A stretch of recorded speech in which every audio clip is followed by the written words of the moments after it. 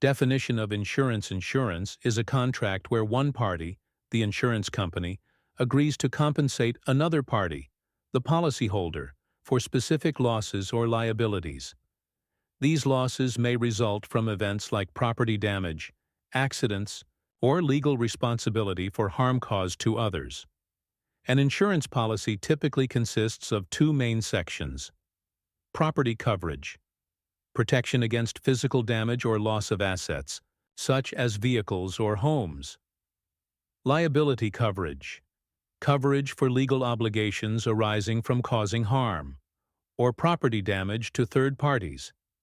Key insurance terminology: indemnify, to compensate for financial losses. Example, if your bicycle is stolen, the insurance company compensates you for the loss.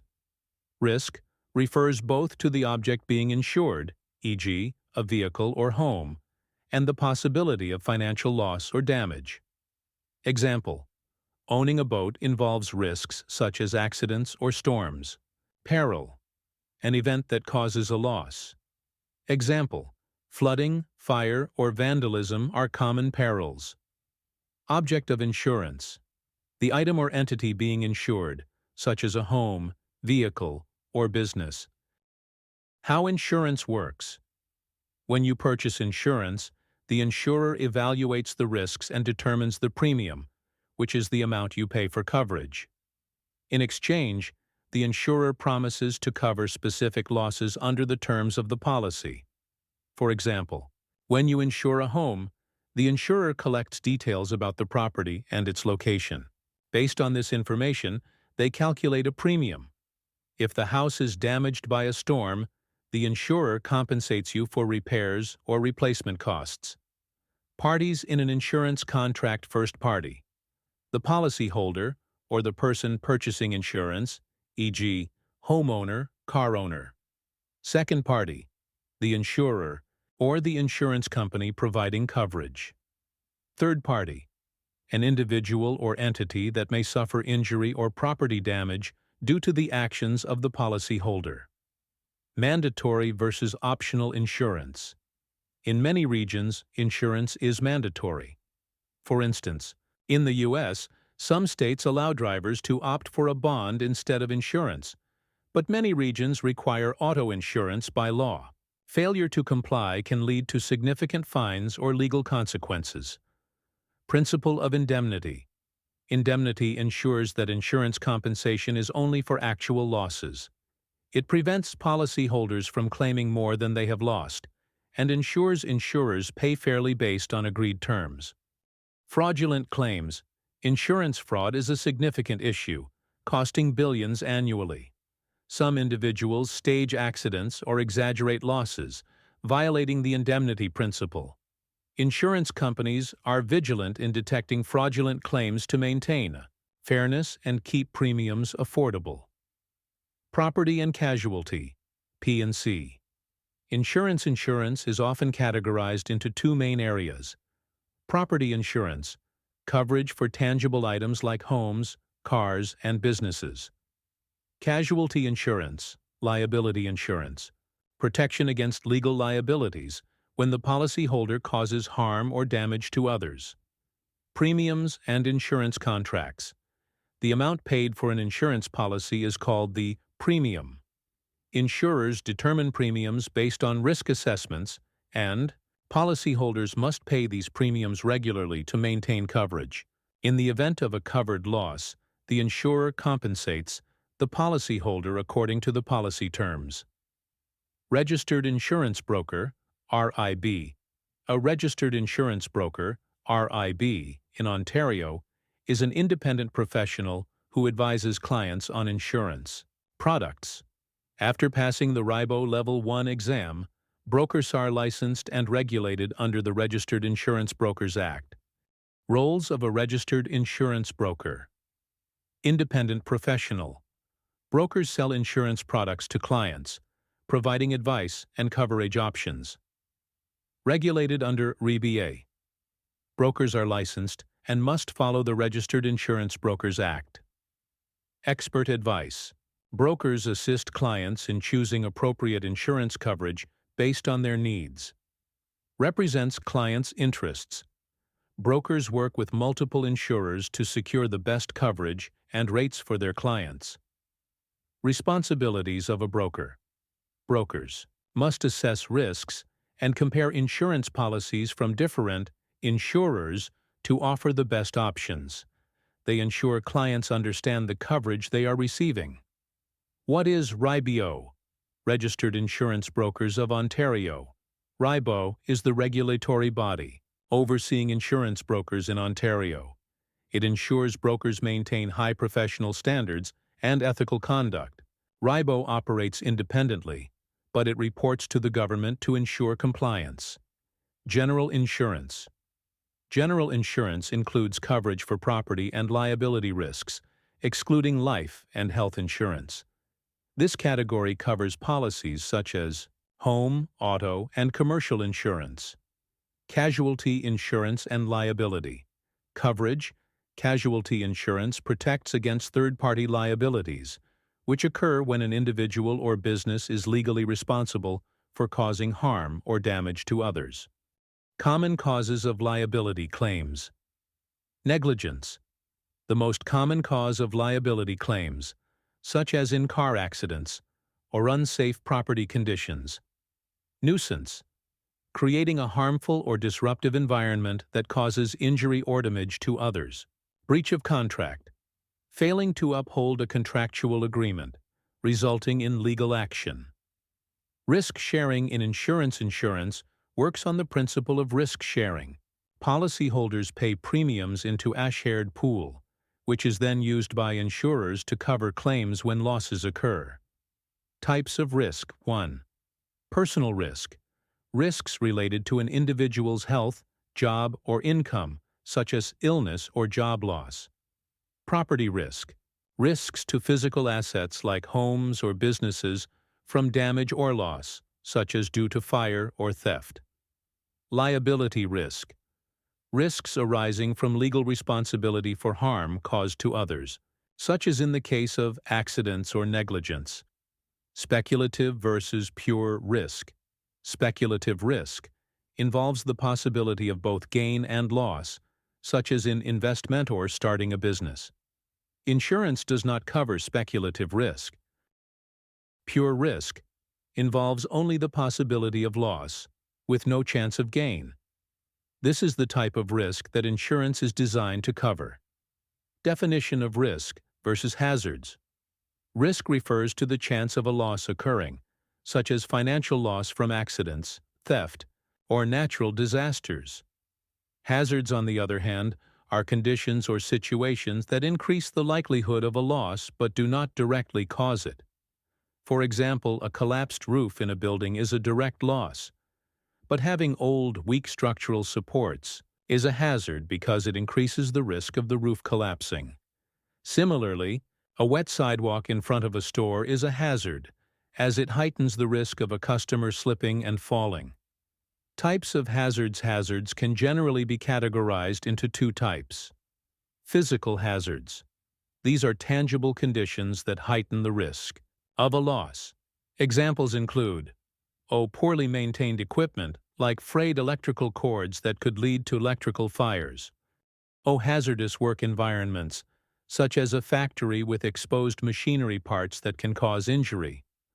Environmental hazards, such as a poorly lit parking lot that could increase the risk of accidents.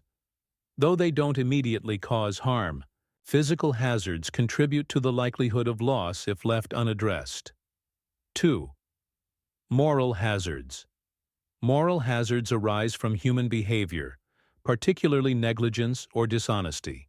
These include providing false information to make fraudulent insurance claims, intentionally causing accidents or exaggerating claims to receive more compensation, failing to maintain property with the assumption that insurance will cover any resulting damage. A common example is someone deliberately causing minor damage to a vehicle, hoping to claim insurance for an expensive repair that didn't actually occur. Managing risk. Since risks are unavoidable, managing them effectively is crucial. There are two primary strategies. 1. Eliminating risk. Some risks can be entirely avoided through proactive decisions. A person may avoid high-risk areas, known for frequent accidents to reduce exposure. A company might refrain from expanding into a region prone to severe flooding to avoid damage to infrastructure. A homeowner might upgrade old plumbing to prevent the risk of water damage. While eliminating risks is effective, some are simply too inherent to avoid altogether. 2. Controlling risk. When eliminating risks isn't practical, controlling them becomes essential by reducing the likelihood of a loss or minimizing its impact. Installing advanced security systems can help. Prevent theft. Workplace safety protocols reduce the risk of accidents at job sites. Regular inspections and maintenance of buildings can prevent structural failures. These measures don't eliminate risk, but help manage it to minimize potential damage. Risk management strategies. Controlling risk. Some risks cannot be entirely avoided, but they can be controlled to limit their severity. For example, a company with a fleet of vehicles may face constant accident risks. To minimize this, it might implement driver safety training programs to reduce the risk of collisions. Security systems also help mitigate risks like theft. Many insurers require businesses to implement safety measures, such as installing alarms or fire suppression systems, before offering coverage. These measures reduce risk exposure and often lead to lower premiums. Retaining risk retention involves accepting the responsibility for certain losses, rather than transferring them to an insurer. A common example is choosing a higher deductible for car insurance. For instance, by selecting a $1,000 deductible, the insured agrees to cover minor repairs up to that amount, which lowers the monthly premium. Large companies also use this strategy by setting aside funds to cover small losses themselves. This reduces their reliance on insurance for minor incidents, lowering overall. Transferring risk. When risks are too significant to retain, they can be transferred to an insurance company. For example, a business owner might face a major lawsuit due to a customer injury. Insurance helps cover the legal defense and any resulting settlement costs. This transfer of risk is also common in contractual agreements. A construction company may hire subcontractors for a project, with the contract stating that the subcontractor assumes liability for any accidents on site. The contractor transfers risk through this agreement, reducing their exposure to lawsuits or accidents. Reinsurance, managing risk for insurers. Insurance companies themselves must manage the risks associated with large volumes of policies. For instance, an insurer providing coverage for millions of properties must prepare for unexpected surges in claims, such as from natural disasters or large-scale accidents. To mitigate this, insurers use reinsurance, which involves transferring part of their risk to another insurer. This helps insurers cover larger losses and maintain financial stability. Regulatory agencies impose limits on how much risk an insurance company can hold, making reinsurance essential for managing their exposure. Introduction to reinsurance. Reinsurance is a method that helps insurance companies share their risks. By transferring a portion of their policies, often 20–40%, to another company, insurers can reduce their exposure to large claims.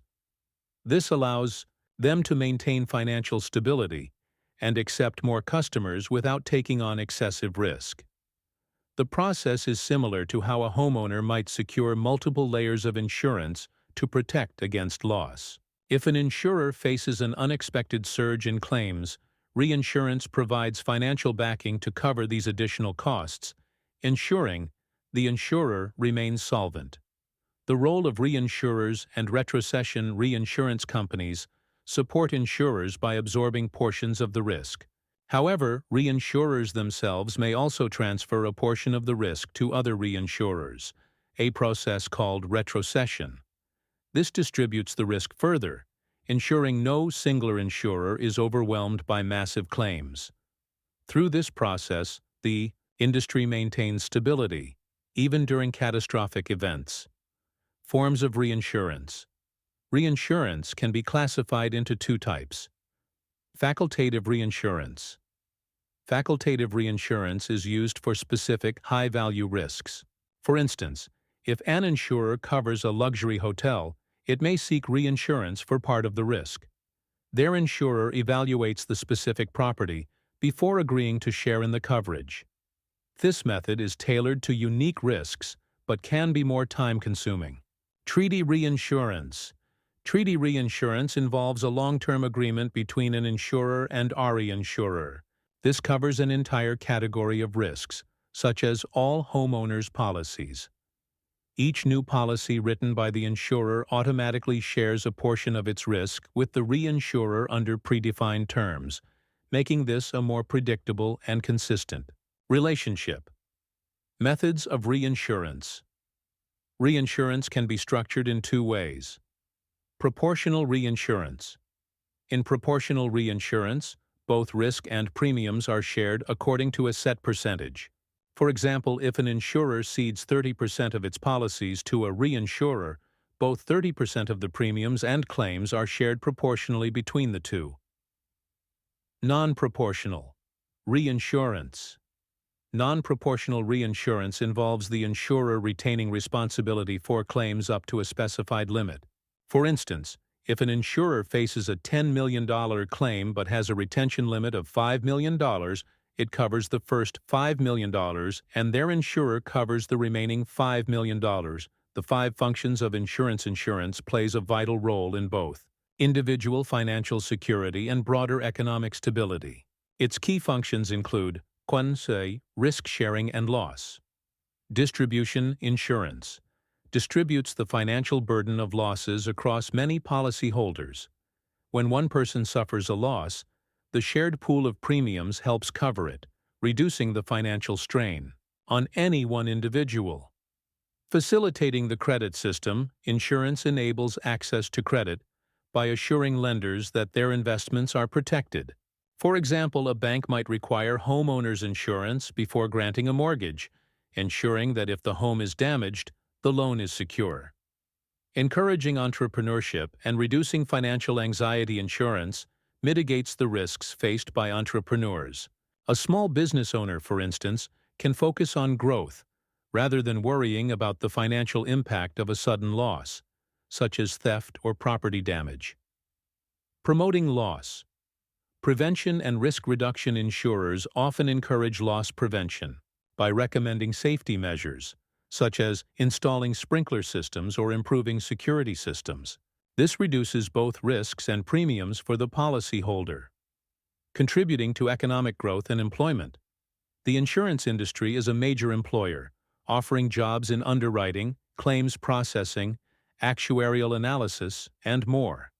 It also supports other industries, such as construction and healthcare, through its claims processes.